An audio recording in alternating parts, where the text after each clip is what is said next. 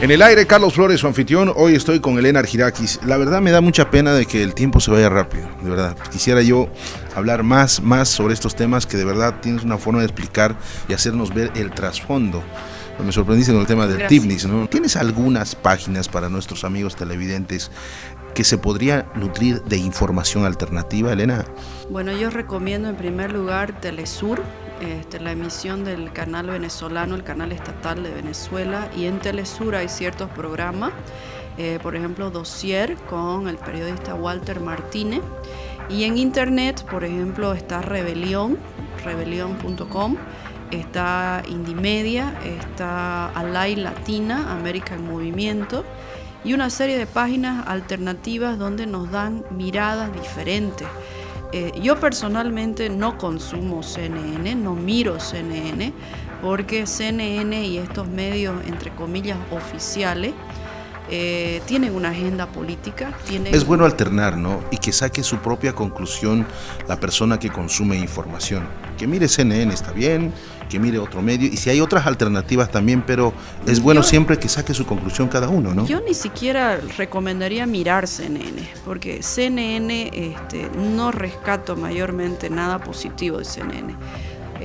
Yo directamente omito y voy a estos medios alternativos, ¿no? Leer, por ejemplo, la Agencia Boliviana de Información, leer, por ejemplo, semanarios y medios alternativos, La Época, periódicos que nos pueden dar visiones diferentes, y hay muchísima información que complementa y que rompe la consigna.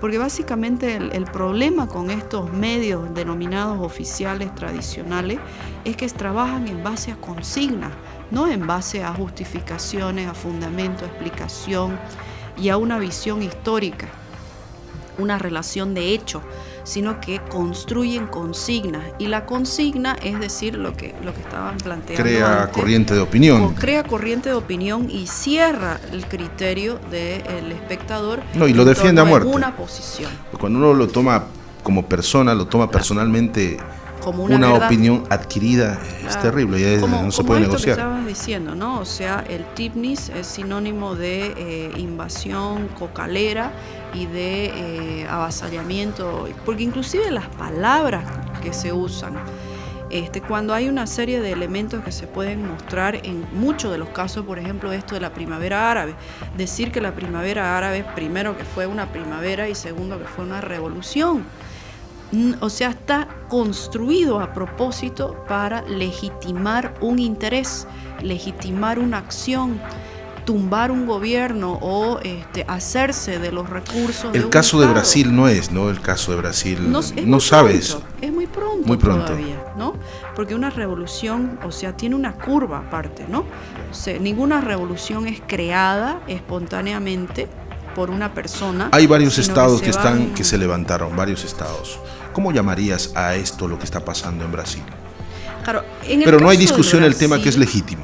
Claro, en el caso de Brasil, a diferencia, por ejemplo, de Venezuela, Ecuador y Bolivia, y pongo estos tres países porque ahí han habido levantamientos probados, demostrados.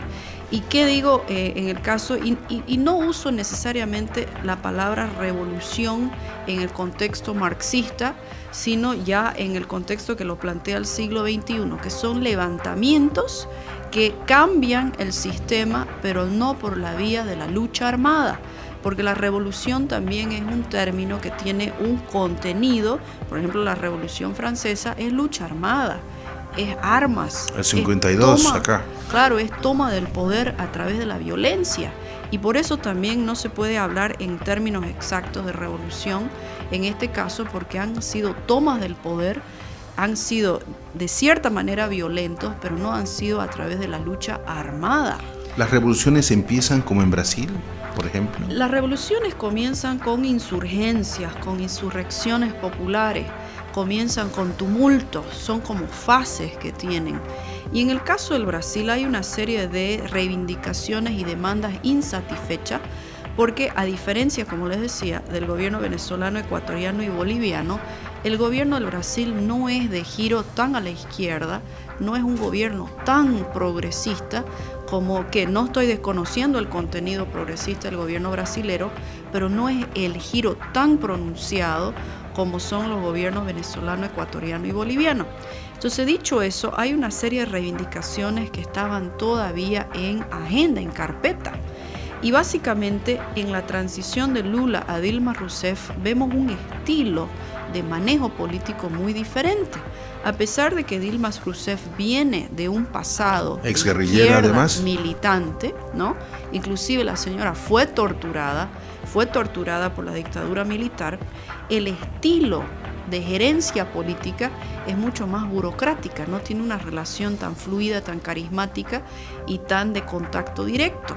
Por el otro lado, tenemos que poner en consideración que Brasil es la quinta economía del mundo y tiene una serie de compromisos internacionales donde estaba destinando recursos. No nos olvidemos también que Brasil es prácticamente un estado continente, es un estado enorme, gigante, con diferentes realidades, con diferentes pisos ecológicos. Y no nos olvidemos, por ejemplo, que el Brasil es sede, por ejemplo, del movimiento Sin Tierra, todo el movimiento, la vía campesina del movimiento Sin Tierra en el sur. Entonces tiene una serie de heterogeneidades y realidades que hasta el momento esas realidades no han podido generar una agenda de cambio nacional, porque han sido trabajadas de manera sectorial y han sido de cierta manera manejadas o contestadas por el Estado brasilero de manera sectorial. ¿Qué quiero decir con esto? Que hay temas pendientes, pero que por el hecho que el PT, el Partido de los Trabajadores, está en el gobierno, lo ha ido contestando, lo ha ido respondiendo con una serie de políticas, pero parciales. Entonces, lo que estamos viendo ahorita es la necesidad, por ejemplo, con el levantamiento de los trabajadores y los levantamientos de los estudiantes, en la demanda de un transporte público gratuito, porque entiendo que ese es el eje de le aumentaron, creo, 10 centavos en su moneda. Le aumentaron al pasaje y lo que ellos están demandando es un transporte público gratuito, que me parece espectacular pensarlo para América Latina. Y esto significa que Dilma Rousseff va a tener que dejar de mirar la agenda internacional para dedicarse un poco a la agenda nacional. Para ello ha llamado a una serie de mesas de diálogo, ha llamado a dialogar, a hablar, ha llamado inclusive a la posibilidad de algunos referéndums al respecto.